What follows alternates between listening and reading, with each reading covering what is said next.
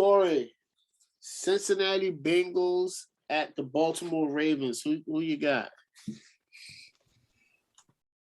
Offensively, obviously, I got to give the edge to Baltimore.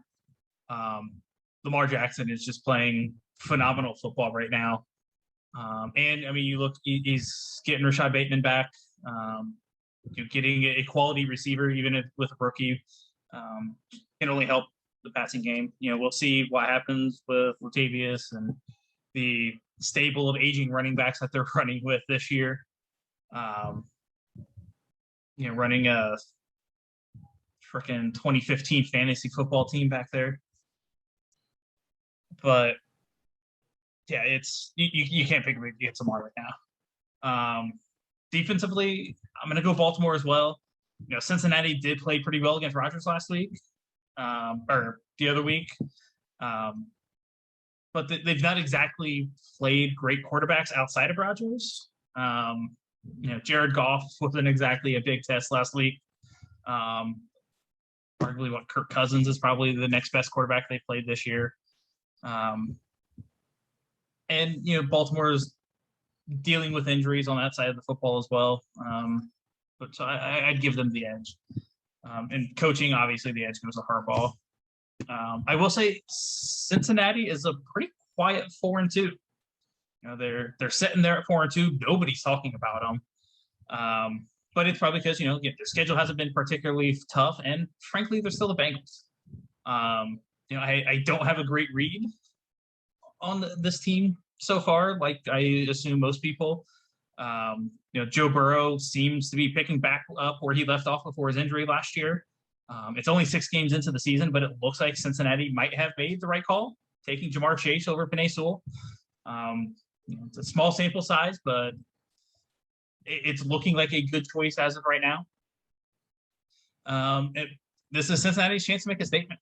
If they want to be taken seriously, this is the kind of game that they not only need to be competitive in, but they need to win. But personally, I'm just not 100% convinced that they're ready to take that step yet. So give me Baltimore 30-24. All right. I like that. Cincinnati Bengals, Baltimore Ravens. Yes, Corey. I was going to put them in the topics, but not yet, because it's only 6 games in the season. Now, if they're like 5-3, that's going to be justice to talk about, to see what's going to, go on. But not yet. But they're very interesting. I do like their offense, but I got to give the edge to the Ravens offense, of course, because Action Jackson. I coined the name, guys. I'm telling you, people should start calling him that. Action Jackson, man. Wonderful name. This is what he's about. Right? Did you file the copyright yet? I would give it to him. Like, here, coin it. I think he's phenomenal. He's playing good. Like, of course, he's getting Bateman back. And man, if he could just have a solid receiver, maybe 2 receivers in the offense, if him and Bateman start clicking, that's gonna and Hollywood starts catching the ball, and Bateman is like a number one. It's gonna be scary for a lot of teams because their running offenses. Listen, I've never played NFL running back, but it's just feel like they're plugging guys in, man, and that means it's a great system. You can get a guy that off the street that's a quality, like is a good running back or was a good running back, and they go into your system and they thrive. That's great system, great coaching, great accountability. Defense,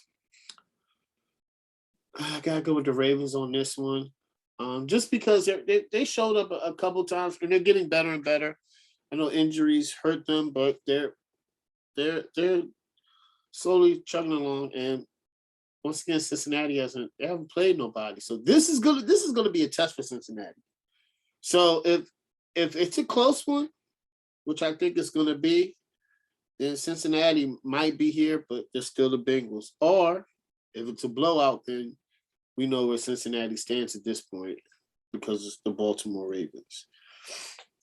Coaching, got to give Harbaugh, even though I don't like Zach Taylor. But he might prove me wrong. It might have started clicking for him. So I give coaches 3 years at least. So it might start clicking for him. But I gotta go with John Harbaugh. He's just a great coach. And I think him and Lamar Jackson are tied to the hip for a while. And that's a great position to be in. Who's going to win the game? I got to go Baltimore. I think this is the game that I think it's a divisional game. I think it's going to be closer. I think it's going to be a good game, actually. I think it's going to be a better game than people anticipate. And I think once again, they can't stop Lamar Jackson. And I think Bateman's going to have a decent game. Not a big game, but he's going to work his way into the offense more. And I think the defense is going to show up. And I think Baltimore is going to win 35-24. All right, Craig. Okay. Who you got? I like the way that you know what. First, let me start with this. Last week we all talked about how Baltimore and the LA Chargers was going to go off and and if it was both teams were 4-1, it's going to be a great game. It was the most disappointing game of the week, man. So I'm hoping that between the Chiefs and the Titans, because there's not that many games on paper that look good, and this game, the Bengals and the Ravens, that one of these games turns out to be a great game. But it'll probably end up being like the Rams and the Lions will be the game of the week played on the field or something like that. It'll probably be 31-30 or something, shootout or whatever. It seems like you get your hopes. It's the same thing happened with the Patriots and the Bucks. Everybody was hyped up, whatever. So, but anyway, back to this game. I love the way Cincinnati's been playing. Like they're playing great. Like it took 3 missed field goals for the Packers to finally beat them. But Crosby missed 3 field goals in that game, and their rookie kicker missed 2. They lost to the Bears by 3. So they've been pretty much in every game that they played. Obviously they beat the Lions, they killed them, and they beat the Steelers, which was a big win mentally for that team. So they've been playing great football. So I don't think they're going to come into this game and be intimidated by Baltimore. Maybe like previous Bengals teams would have been. But still, Ravens have, to me, the better offense. They have the better overall quarterback. He doesn't have as many passing touchdowns as Burrow. Lamar Jackson doesn't, but he makes it up with his rushing yards. He's averaging like 360 yards a game passing football. He just has 9 touchdowns passing to 14 for Burrow. Obviously, I think Burrow has the better receivers around him, the better talented receivers. He has 3 good ones that he can throw the ball to versus 1. And Bateman's coming up. Maybe Sammy Watkins steps up. He's there. Obviously, the tight end Andrews is there as well. But I would probably just give the edge to, just because Lamar Jackson's so electric. I'm going with the Ravens there. Their offense is crazy. The defense, I'm going Baltimore again. I know Baltimore's defense hasn't been spectacular, but last week holding that Chargers offense just 6 points. Yeah, it's just something to be said about that. They went on the road and they beat an undefeated Broncos team at the time, and they held them to 7 points. Obviously, when they played the Colts in Baltimore, Colts went off in that first half, and then even in the third quarter, and they kind of put them away in that fourth quarter in overtime. So kind of started to see them kind of turn to me, because the first half and the first part of that third quarter, they couldn't tackle at all. They were just missing assignments. They looked terrible, but they kind of started to get it together as the offense started to click. Their defense started to click as well, and it kind of steamrolled from that game into the Chargers game. So As good as the Bengals defense has been playing, and Corey mentioned this, they really haven't played any quarterbacks except for Aaron Rodgers. And like you said, the next best quarterback is Kirk Cousins, and then Ben Roethlisberger, and the list goes down from there. But I would definitely give the edge to Baltimore, Baltimore's defense in this one.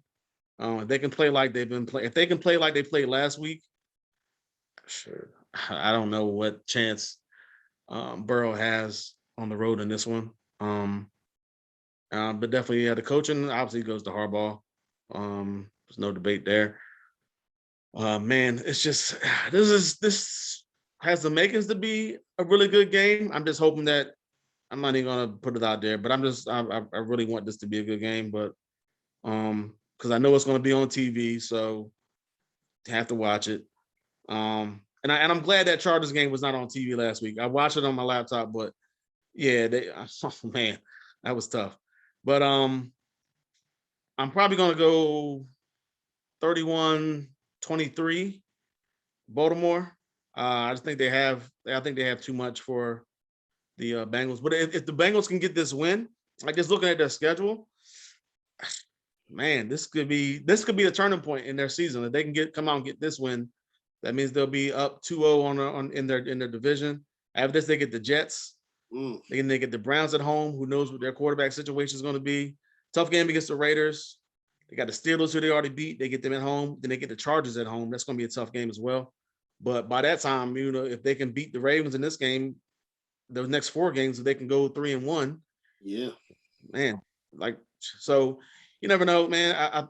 I know we all talk about this and how we said that Cincinnati, or how we said Pittsburgh could be the last team in that division, and then we said no because Cincinnati's there, but it's looking like that's possible. That's a possibility. I think Corey 4-2 right now. Pittsburgh and Cleveland are 3-3, so they're not that far back, but they're already down 1 game to Cincinnati. So Cincinnati's playing well. This is just the biggest test of the season for them, a road game against a division foe. So should be interesting.